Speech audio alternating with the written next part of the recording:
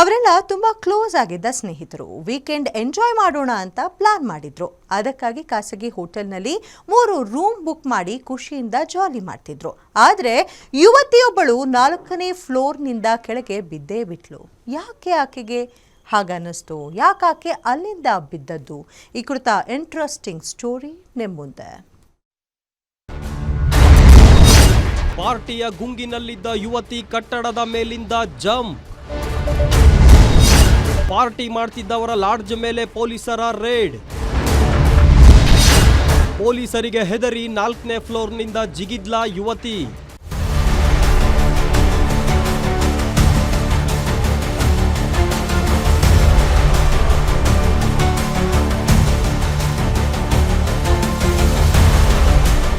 ಹೌದು, ಮೊನ್ನೆ ಶನಿವಾರ ರಾತ್ರಿ 8 ಜನರು ಪಾರ್ಟಿ ಮಾಡಬೇಕೆಂದು ನಿರ್ಧರಿಸಿ ನಗರದ ಕುಂದಲಹಳ್ಳಿಯ AECS ಲೇಔಟ್ ಸಮೀಪ ಇರುವ ಸಿಎಸ್ಟಾ ಹೋಟೆಲ್ನಲ್ಲಿ ಪಾರ್ಟಿಯನ್ನ ಆಯೋಜನೆ ಮಾಡಿದ್ರು.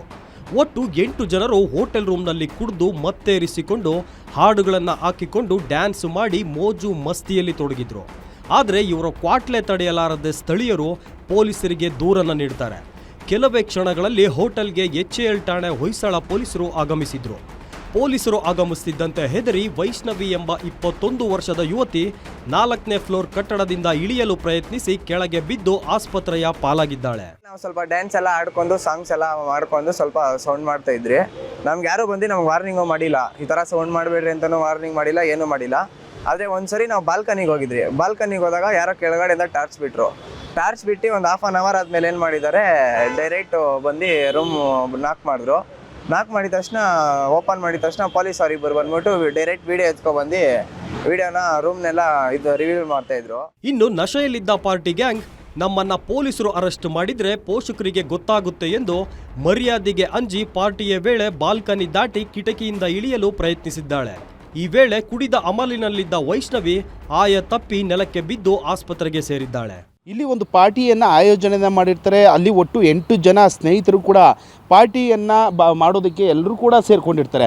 ಆ ಒಂದು ಸಂದರ್ಭದಲ್ಲಿ ಯಾವಾಗ ಪಾರ್ಟಿಯನ್ನು ಮಾಡ್ತದಂಥ ಸಂದರ್ಭದಲ್ಲಿ ಯುವಕ ಹಾಗೂ ಯುವತಿಯರು ಸಾಕಷ್ಟು ಪಾನಮತ್ತರಾಗಿರ್ತಾರೆ. ನಂತರ ಪಾರ್ಟಿ ಮುಗಿತಾ ಬಂದಂಥ ಸಂದರ್ಭದಲ್ಲಿ ಕೆಲವೊಂದಷ್ಟು ಮ್ಯೂಸಿಕ್ಗಳನ್ನು ಹಾಕ್ಕೊಂಡು ಡ್ಯಾನ್ಸ್ ಮಾಡಿಕೊಂಡು ಜೋರಾಗಿ ಕೂಗಾಡ್ತಾ ಇರ್ತಾರೆ.